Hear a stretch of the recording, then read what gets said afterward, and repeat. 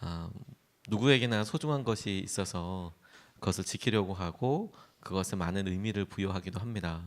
소중한 사람도 있어서 그 사람으로 인하여서 삶에 많은 영향력을 주고받기도 합니다. 그 사람을 지키기 위해서, 그 사람을 행복하게 하기 위해서 우리가 보기보다 참 많은 헌신들을 하고 말을 하고 시간을 사용합니다. 하나님께서 우리에게 주신 은혜들을 보게 될 때 하나님께는 우리에게 어떤 사람인가, 하나님께는 우리가 어떻게 불리우고 있는가, 하나님께서는 우리에게 어떻게 약속하여 주셨나, 이런 것들이 우리에게 하나님이 어떻게 중요한 분이신가와 함께 하나님께 우리가 어떤 사람인가도 알 수 있게 되는 중요한 통로라는 생각을 하게 됐습니다. 이번 한 주 동안 우리가 주님에게 참으로 소중한 사람이다.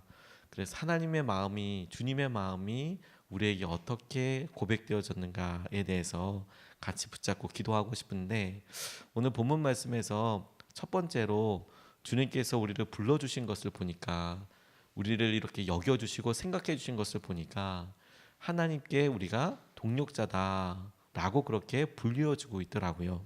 9절 말씀에 보니까 우리는 하나님의 동력자들이요 너희는 하나님의 밭이요 하나님의 집이니라, 이렇게 나와 있어요. 누구와 팀을 이루는가에 따라서 다다를 수 있는 수준이 다릅니다. 알고 계십니까? 누구와 팀을 이루냐에 따라서. 직장에서도 이렇게 보니까 팀으로 프로젝트를 하는 그런 팀을 보니까 위에 전체를 컨트롤하는 그런 분들은 자기 밑에 일을 도와주는 사람이 탁월한 사람이 오기를 바라고, 또 밑에 있는 사람도 자기 상관이 탁월한 사람이 되면 인센티브나 여러 일들이 다르다, 이렇게 이야기하는 것을 들은 적이 있습니다.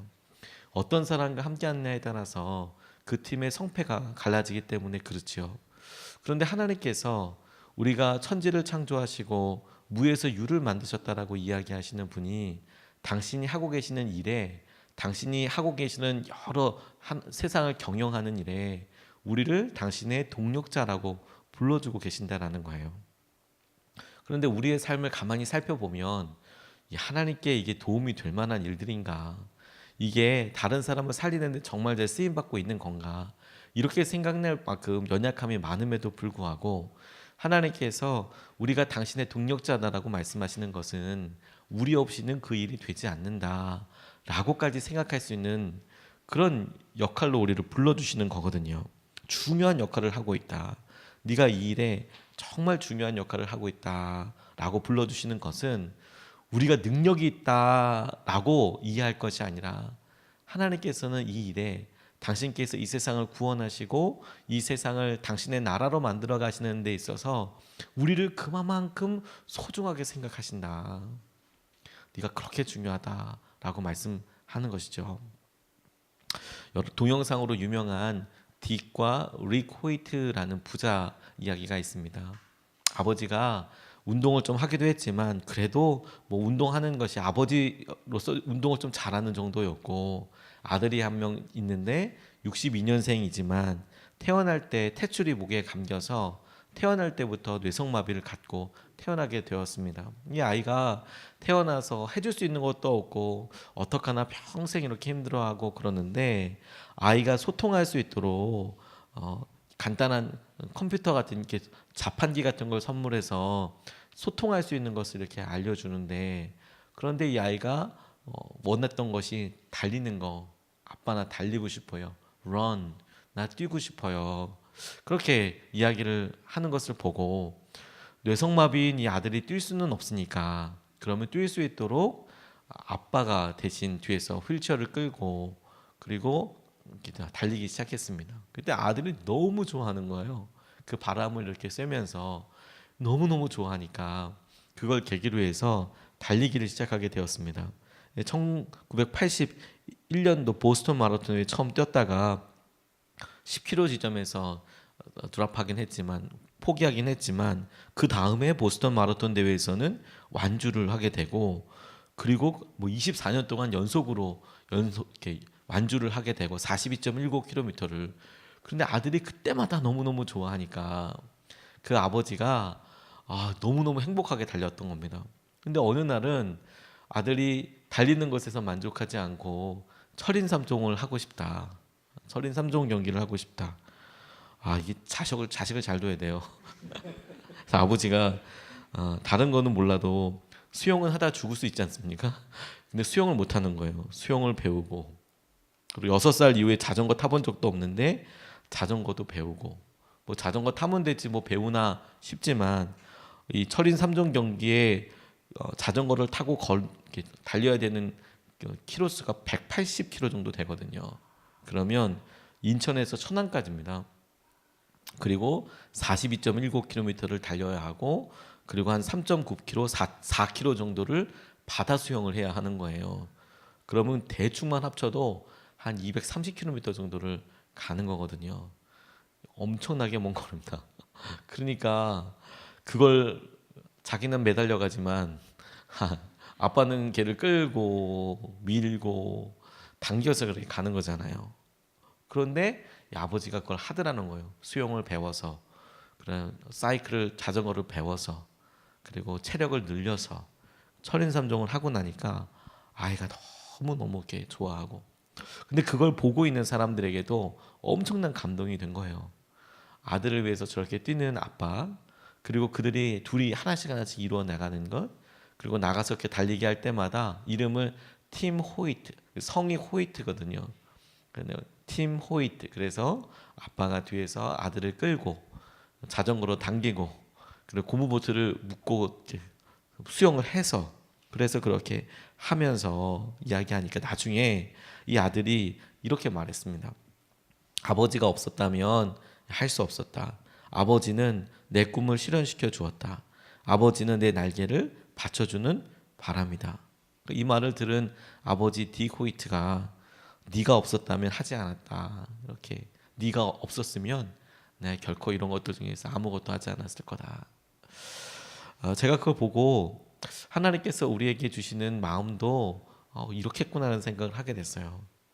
우리가 하나님께서 주신 많은 기회들을 흩어버리고 붙잡지 못하고, 심지어 그것이 무슨 의미인지도 잘 모르고 살아가지만, 그런데 하나님께서는 그런 우리의 연약함과 우리의 삶 속에서 드려지는 자그마한 희망들에 대해서 이 땅을 열어주시고 기회를 부여해 주시고 만나게 해주시고 새롭게 해주시고, 근데 이렇게 새롭게 해주시는 것을 통해서 우리의 소망과 바람을 이루어가고 계시더라고요. 하나님의 동력자라는 그런 말을 들을 때 제 마음이 너무너무 그래서 행복했어요. 하나님의 동력자이구나 우리가. 하나님께서 우리를 이끌어 주시고 붙잡아 주셔서 우리 없이는 이 일이 되지 않는다고 하나님께서 소중하게 말씀하여 주시는 거구나. 부모들이 아이를 낳으면 할 수 있는 수준이 달라집니다. 받는 힘이 달라지죠. 내가 사랑하는 사람을 지키기 위해서 해야 하는 일이 달라지게 되기 때문에 그렇습니다. 하나님께서 이 땅에 우리들을 보시고 하나님이 당신의 일을 계획하실 때 한 사람도 빼놓지 않고 당신의 소중한 그림 안에 넣어두시고 우리를 당신의 동력자라고 그렇게 불러주고 계신다는 거예요. 두 번째로 주목하게 된 것은 뭐냐면 우리가 하나님의 비밀을 맡은 관리인이라는 거예요. 1절 말씀을 보니까 사람이 마땅히 우리를 그리스도의 일꾼이요 하나님의 비밀을 맡은 자로 여길지어다, 이렇게 나와 있습니다. 하나님께서 우리에게 당신의 소중한 것을 맡기셨다라고 이렇게 나와 있는 겁니다. 하나님의 비밀이 무엇인가? 골로새서 2장 2절 말씀을 보니까 이는 그들로 마음의 위안을 받고 사랑 안에서 연합하여 확실히 이해의 모든 풍성함과 하나님의 비밀인 그리스도를 깨닫게 하려 함이니, 이렇게 나와 있습니다. 우리는 비밀이라고 이야기하면 어떤 특정한 사람들 사이에만 가지고 있는 정보, 이렇게 이야기해요. 너와 나 사이의 비밀이다, 이렇게 표현하지만 실제로 이 영어 단어나 혹은 헬라어 원어를 보면 미스테리 혹은 미스테리아라는 단어를 사용합니다. 이건 신비라는 표현에 조금 더 가까워요. 내가 어떤 일을 보았을 때 이거는 진짜 신비한 일이야, 미스테리한 일이야. 왜 이런 일이 일어나는지는 잘 모르겠지만 이건 정말 신비한 일이야. 그리고 그 신비한 일의 의미와 그 일이 무엇인지에 대해서 몇몇 사람들이 그 미스테리아를 알고 있는 거죠. 그래서 비밀이라는 표현으로 번역되어 있지만 우리나라에서는 약간 비밀이라고 하면 다른 사람들에겐 절대 알려지지 말아야 한다라는 의미가 강하지만 이 월 단어는 어떤 사람들이 설명해 주기 전에는 그것을 알지 못하는 상태, 신비라고 이해하면 조금 더 낫습니다. 그런데 하나님께서 예수님을 통하여서 이 땅에 신비한 당신의 일을 이루셨어요. 그 신비한 당신의 일은 뭐냐면 이 땅의 모든 죄와 이 땅을 구원하시기 위한 하나님의 계획이었거든요.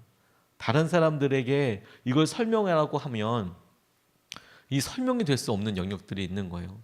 하나님 왜 날 사랑하셨나? 모르겠다 왜 날 사랑하셨는지. 하나님이 어떻게 나를 구원하셨나? 우리가 마음으로 깨달아지고 하나님이 이 사람을 만나게 하시고 이런 일을 어려움을 겪게도 하시고 이런 고백도 하게 하시고 이렇게 예배하게 하신 때를 우리가 고백은 해서 나열은 할 수 있지만 어떻게 이런 일이 있었나? 모르겠다. 솔직하게 모르겠다. 그래서 그 말에 대해서 설명할 때 칼빈이라는 사람은 모르겠고 우리가 선택받은 것 같아. 우리가 예정된 것 같아. 어떤 사람은 구원을 받았고 어떤 사람은 구원받지 못하도록 예정받은 것 같아. 이중 예정이라고 이야기를 하기도 하고, 웨슬리 같은 사람은 하나님께서 미리 베푸신 은혜가 있는데, 선제적 은총이라고 이야기하는 미리 있는 베푸신 은혜가 있는데 우리가 그 미리 베푸신 은혜에 반응하게 될 때 구원을 받는다라고 설명을 그렇게 한 거예요. 모르겠으니까. 우리의 지혜로는 하나님께서 가지고 계신 계획에 대해서 모르겠습니까? 그런데 하나님께서 그 하나님의 비밀을, 그리스도에 대해서 이루신 이 땅의 계획을 설명하시고 이 신비를 하나님은 당신께서 계획하신 대로 예수님을 만나고 그분을 인격적으로 경험한 사람들이 이것이군요, 주님. 예수님을 통해서 이런 일이 일어났군요. 십자가 사건이 일어나게 됐던 신비가 우리의 죄와 우리의 연약함을 넘어서게 하신 것이었군요. 그걸 사람들이 알게 되었는데 그것을 지키고 보호하고 그리고 전파하여야 할, 그러니까 비밀이라고 이야기하면 꼭 밖으로 새어나가지 않도록 지켜야 돼. 이러니까 우리가 조금 왜곡해서 생각하기 쉬운데 이 신비를 우리가 주위에 있는 사람들한테 나누어야 해. 알려주어야 해. 이 역할을 우리에게 맡기셨다라는 거예요. 그러니까 얼마나 소중한 것을 우리에게 맡기셨는가. 그 소중한 것을 맡긴 것을 통해서 우리가 알 수 있는 것은 뭐냐면 우리가 하나님께 얼마나 소중한 사람이냐. 얼마나 소중한 사람이냐. 우리가 어떤 일을 할 때 그 사람 없으면 안 돼라고 이야기할 하나님의 동력자다. 우리가 얼마나 소중한 사람이냐. 뿐만 아니라 하나님께서 가장 소중한 것을 우리에게 맡기셨어요. 와, 우리가 얼마나 소중한 사람인가 하는 것이죠. 어머니에게 받은 유품으로 받은 반지를 처음 만나는 소개팅한 자매한테 선물하는 그런 남자는 없을 겁니다. 어머니에게 받은 반지를 아무 여자한테나 돌리고 그러지 않을 거예요. 내가 평생을 함께 해야겠다. 내가 이 반지를 줘도 평생 같이 만날 수 있겠다라고 싶은 사람에게 그 반지 이렇게 건네주지 않겠습니까? 왜? 내게는 정말 소중한 거니까. 우리가 가만히 생각해 봐도 집안에 인감도장 맡길 수 있는 사람이 그렇게 많지 않습니다. 우리가 우리의 재정을 마음대로 결제할 수 있는 비밀번호나 혹은 도장들에 대해서 주위에 모든 사람한테 다 알려주고 지내는 거 아닙니다. 부부 정도나 부모님한테도 잘 안 알려드릴걸요. 부모님한테도 뭐 부탁이 있어서 잠깐 알려드릴 수 있겠지만 부모님한테도 알려드리기 쉽지 않을 거예요. 부부 정도나 자녀들도 모든 비밀번호나 혹은 인감도장을 그렇게 하지는 않습니다. 근데 그만큼의 놀라운 친밀감과 은혜를 하나님께서 우리에게 맡기셨다라는 것이죠. 비밀을 우리에게 맡겨주셨다. 야곱이 집으로 돌아갈 때 겁나고 두려워하는 사람이었습니다. 지극히 세속적인 사람이라고 표현될 만큼. 그래서 삶에 있어서 안타까운 모습 하나를 보여주는데 그가 그 야복 강변에서 에서가 무서워서 가축들을, 자기의 재산들을 떠나보내고 그리고 자기의 사랑하는 가족들을 떠나보냅니다. 그게 무슨 안타까운 일인가 싶지만 그렇게 떠나 보낼 때 순서가 중요했어요. 순서가.